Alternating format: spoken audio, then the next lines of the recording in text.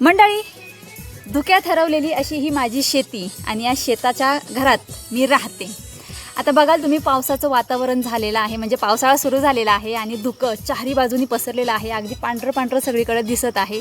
आता या असल्या वातावरणात कुणाला राहायला आवडणार नाही? नक्कीच सगळ्यांना आवडेल. आता हे असं आल्हाददायक वातावरण, त्याचबरोबर शुद्ध ऑक्सिजन आणि आजूबाजूला किलबिलणारे पक्षी, एकदम आल्हाददायक वातावरण, मस्तच.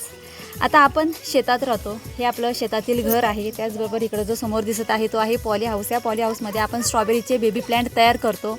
त्याचबरोबर मी आधीही तुम्हाला एक क्लू दिलेला की आपण शेतीपूरक व्यवसाय घेऊन येत आहोत. लवकरच तो शेतीपूरक व्यवसाय काय आहे तो तुम्हाला मी सांगणार आहे. कारण कसं आहे, जी शासकीय कामं आहेत ती कामं अजून झालेली नाही आहेत. शासकीय कामं झालीत की तो पूरक व्यवसाय कशाशी निगडीत आहे हे देखील मी तुम्हाला सांगणार आहे. त्याचबरोबर मी शेतात राहते, शेतातील कामं करते. त्याचबरोबर शेतातील जे जीवन आहे ते जीवन कसं असतं हे मी तुम्हाला दाखवत असते. आता हे जर जीवन तुम्हाला जर जगायचं असेल तर नक्कीच तुमच्यासाठी एक संधी मी घेऊन आलेले आहे.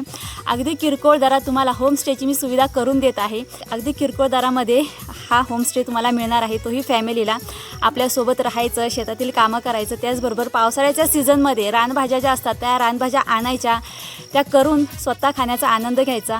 आणि या गोष्टी अगदी तुम्हाला किरकोळ दरामध्ये भेटणार आहे आपल्याकडं.